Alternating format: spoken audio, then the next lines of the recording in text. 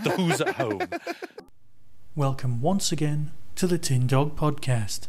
Before I talk about this week's episode, The Doctor's Daughter, I need to talk about a couple of things that I completely forgot to talk about last week. You're probably way ahead of me in guessing what those are. The first, of course, is Rose's appearance on the monitor screen on board the TARDIS. Rose only appears for a fraction of a second and she appears to be saying Doctor, but of course she's in silence. Yet another tiny reference building up to the end of the season. The other thing is something more of a personal point. When the Atmos system is referred to as the Atmos system, and it annoys the guy who invented it, it just reminded me of my own personal rant at people who say PIN number, personal identification number, for chip and pin. But you know, it doesn't really matter.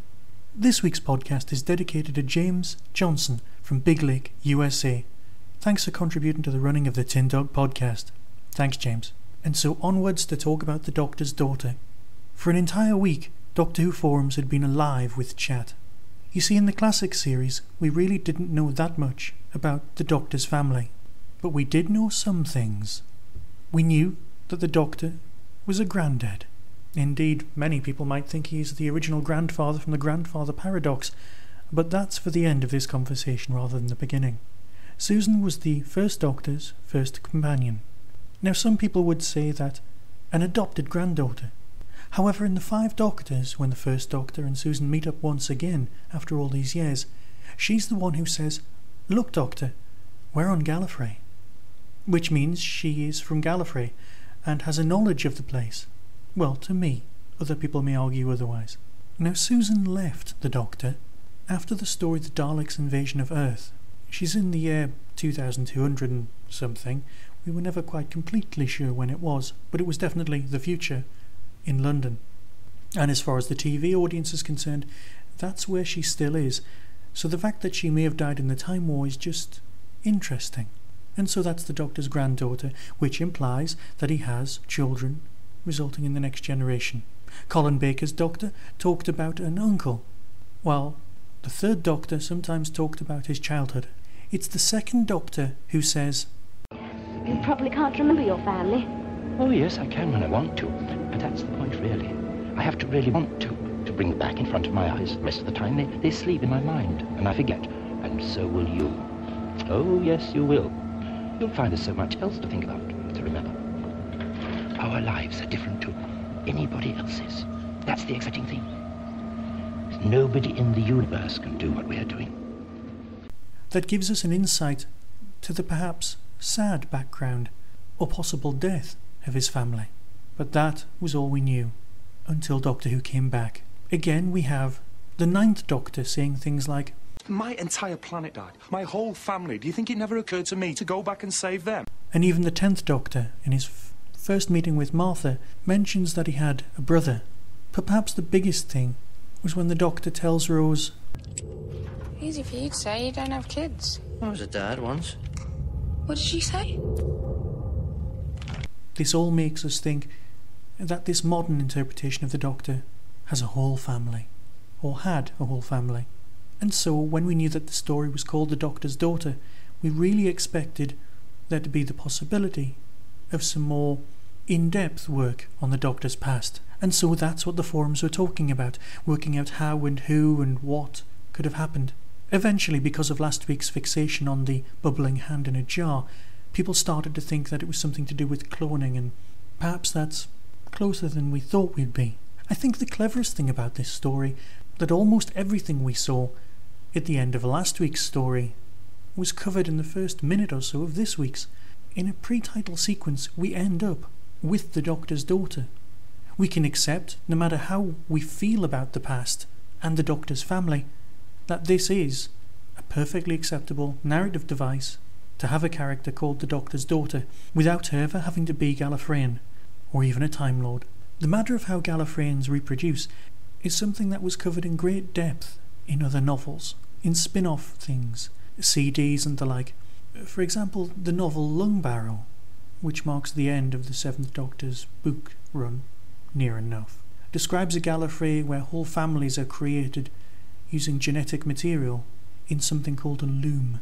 Because children aren't born on Gallifrey, they have extended families, very much along the lines of Gormenghast, dark, brooding areas, which implies that the Doctor's surname, if he had a family name, would be Lungbarrow, although the family did tend to call him Snail as a pet name, on the grounds that he had a belly button and nobody else did. It's a lovely little sideline, but not really worth going into. But because we didn't have Doctor Who for so long, we started believing that the books were so much more important than they actually were. And so a lot of people are hanging on to this whole loom theory, and that's where we get lost, because it doesn't really matter. The Doctor had a family, the Doctor doesn't have a family anymore as far as we know, and now we have the Doctor's daughter. You see, I, like many of the old school fans, have got caught up in that aspect of the story. And if you remove the Doctor's daughter aspect of the whole narrative, you end up with a nice little story about the Doctor and his companions landing on a world that seems to be at war. They solve the war, they move on. It's a reworking of lots of different very old school Doctor Who stories, and it's particularly well done. Alright, the use of the Star Trek II style Genesis device would probably have been more impressive if the Doctor had launched it into the atmosphere rather than just smashing it on the floor. I've yet to come across any technology that works best by being dropped. But that's just me being picky. This is a great story. The whole 7-day war thing isn't really needed. If people believe that the other person is the enemy, it doesn't really matter how long the war's been going on.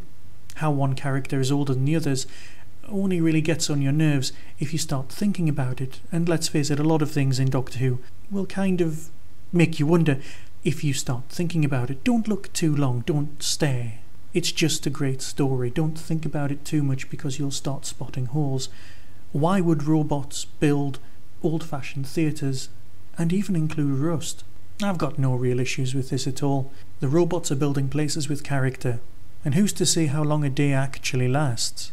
There were some lovely little continuity touches, things like the translator circuits appearing, to me, to translate the Hath's words for Martha, but not for us, the audience, in the way that Han Solo understands Chewbacca. Now admittedly, on the commentaries from the BBC, Russell T Davies doesn't really see this straight off, but as a member of the audience, that's how I see it, and that's my show, I'm allowed to talk about it. The cloning device that makes Jenny and all of the troops seems very much so like the cloning device from last week's Sontaran story to also produce clothing. But I suppose if you can make a person, making clothes is really kind of secondary. The fact that children are born with eyeliner is also something let's not dwell on too much. Jenny's performance is strong, well acted, well performed, and if ever there was going to be a spin-off of the series that looked a bit too much like Buffy, this would be it. The Doctor's daughter, Jenny Who. Well, let's not call it that. But all of the fans who are living in fear of yet another spin-off can kind of relax a little bit because she's actually got a job somewhere else. She's working on what looks to be a very successful series, a spin-off of the series Spooks, which I believe in America is called something like MI5, which is odd because spooks is a term coined by Americans to mean spies. Let it go, it's not important. As has been well documented almost everywhere, the actress playing Jenny is the real-life daughter of Peter Davison. She's also the real-life daughter of Peter's then-wife, who played Trillian in The Hitchhiker's Guide to the Galaxy. If you follow that logic through, not only is she the Doctor's daughter, but she's also Random Dent, Trillian's daughter in the novels. That makes her possibly the most fantastic sci-fi progeny going. Again, we are presented with a great story, with great things for Donna to do. Donna is a very impressive character in this. She talks about the child support agency a little bit too much for my liking, implying she's from an estate slightly worse than the one that it looked like on TV. This series is going from strength to strength, and it's something I'm particularly pleased with. Now before I go, I just want to remind you of some DVD releases that are coming out very soon. The vanilla, or non-enhanced version, of the first 3 episodes of Season 4 will be available at the beginning of next month. Well worth seeing because they are 3 great stories. Also available is the almost Sontaran story, Invasion of Time. The Invasion of Time is a 6-part Doctor Who story that for the life of me I can't work out why it is loved so much by fans of classic Who, myself included. Like most 6-parters in the Tom Baker era, it consists mainly of a 4-part story followed by a 2-part story linked by a theme. Now it's called The Invasion of Time, but really this is not part of the Time War. The fact that it's got the Sontarans in it in parts 5 and 6 really isn't that much of a surprise on the grounds that they're on the box. You're not quite sure who is invading Gallifrey.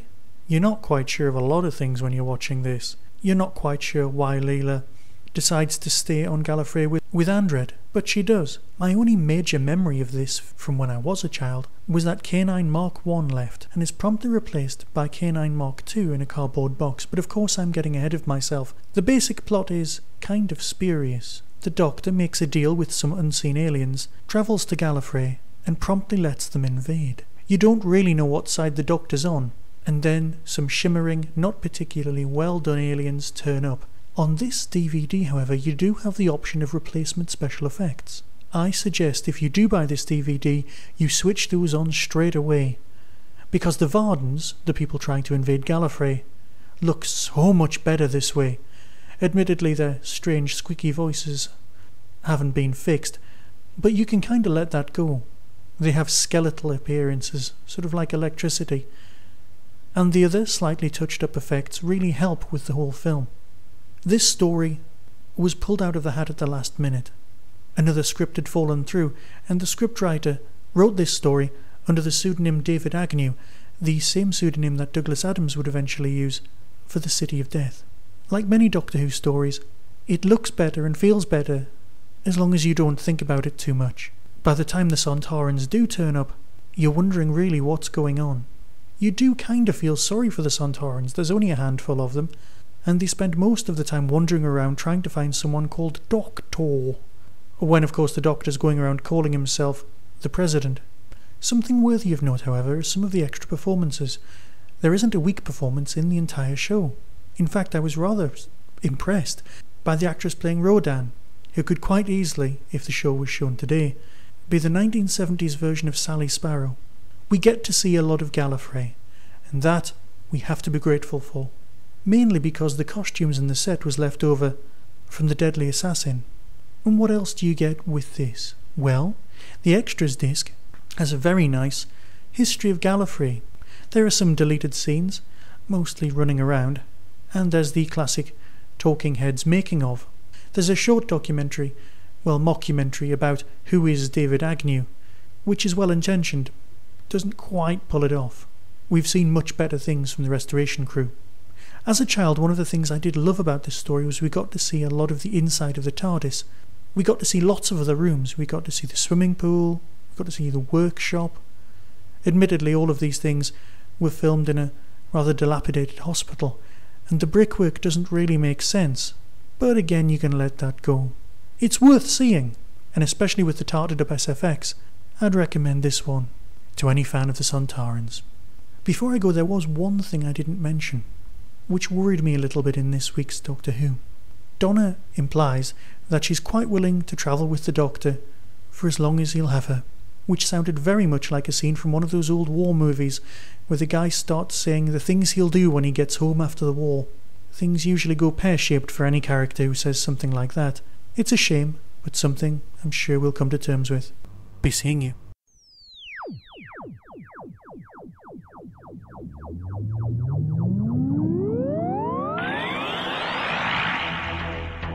You have been listening to the Tin Dog Podcast.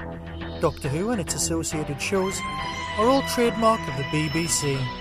No infringement is intended. Contact us at tin-dog@hotmail.co.uk.